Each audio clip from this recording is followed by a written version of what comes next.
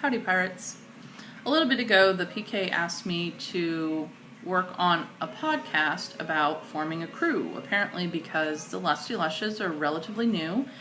And so he asked me to just kind of give my opinion and experiences on forming a crew.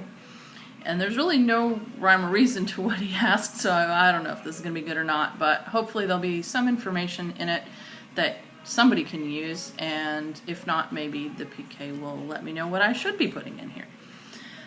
So, I guess the first question that I asked myself was, who should be in my crew? And I kind of thought about this from the standpoint of, how much leadership do I really want to put into this? I felt like it's a volunteer group, it's people that are going to contribute to it only what they want to contribute. So really the people that you want, or that I wanted in my crew, would be people that are self-motivated in the whole thing. I don't want somebody that I'm going to have to ask to wear a garb. I don't want somebody I'm going to have to ask to cook or contribute to cleaning up or anything like that, or to go to events. It needs to be people that have their own interest in it. So when I formed my crew, what I did was I just started kind of talking about it with people, and some of the Pirate Nation folks who were also in the crew were also in the fleet, I should say, were talking about it, and we were kind of in the same circle of friends, so people started asking questions, and the folks that approached me and started asking questions, and consistent questions with purpose, not just like, what the heck is this all about, but like they'd actually thought about it, were the ones that I kind of approached and asked about joining the crew. And I try to pick people that were going to mesh well with us, that I felt like we had a connection with, that I really wanted to hang out with, and really felt like would be willing to pick up some ideas and run with them on their own. So that was kind of what we did.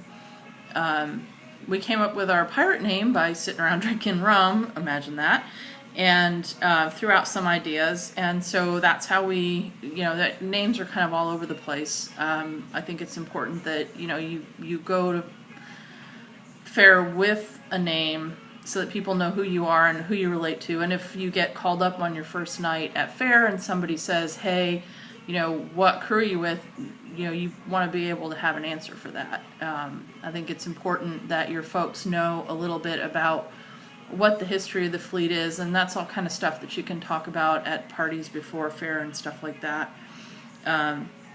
Also, you can kind of decide what your crew story is. Our crew story is that we're a group of friends that met during Mardi Gras, and then we expanded from that because we had sailing interests, and we had costuming interests, and we had drinking rum interests, and we had Renaissance interests, and so it kind of fit really for us. Also, all of us are kind of in the same geographic area, kind of Galveston County area, so it was easy to pull that together. But I don't think there's really a rule of thumb. I think it's just a matter of what you as a leader of your group feel like is going to make your group work. Our crew formed, the first year we formed in September, and fair was in October. So we had very little preparation the first year, other than just what's it going to take to get our campsite up and running. How many tents do we have? Do we have shade? Do we have fire? Do we have cooking? And I think the only thing that I really thought about was the tributes that we gave to the PK, and at the time we weren't really associated with a fleet, so we didn't have an admiral, so we only did tributes for the PK, but I think the way that it goes is that you're supposed to have tributes for the PK and for the admiral that you're associated with once you are assigned a fleet. We gave tributes, and we did, we went out there and pretty much just camped and checked it out and just met folks. Once we decided that we were going to form, we talked to the PK and kind of, I guess you could say, we declared ourselves as a crew that wanted to actually sail as a crew, as opposed to, a bunch of scallywags that were just going to camp together. And so it's probably important that you kind of establish for yourself who your chain of command is going to be, like who's your captain, who's your leadership within your crew if you need that, and then approach the PK and the two admirals about, what your chain of command will be through the fleet.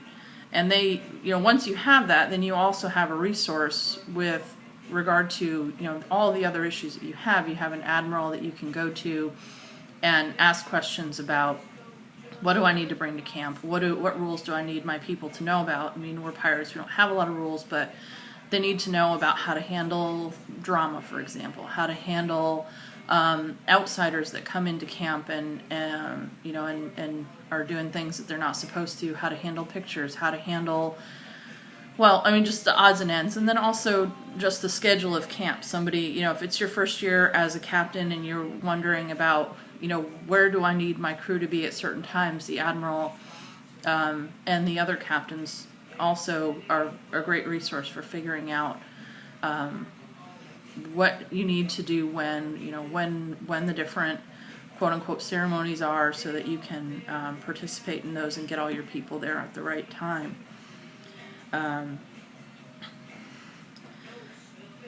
As a captain, you do have a resource with the other captains that are in the fleet. There are different communication groups that are out there, different Facebook pages that are out there for you to get signed on to help you with different questions that you might have as a captain, about formation, that kind of thing. So, as I look in the big picture, what it took to form the Lushes, the key thing for us was that my crew was self-motivated. We had people that wanted to do what the point behind Pirates of the Bleeding Maiden was. I didn't need to pull that together. We had kind of an established group of friends, so it wasn't a bunch of strangers that we really had to kind of form up into a group of friends, so that's also really helpful. And then really just kind of set a common goal, like what is the goal of your crew going to be? Are you just going to go to fair, or are you going to do other things besides? And my group, we're kind of into doing other things other than just camping at fair, so it's real easy for me to ask them, hey, do you want to participate in this? Do you want to plan this? Do you want to set this up? And have them actually come together and help prepare for that. And if we're going to design something, or if we're going to, take a video or something, usually they're pretty gung-ho about it because they're already interested in the whole process. Hopefully this may give you a little bit of information about some of the points that you need to start out with.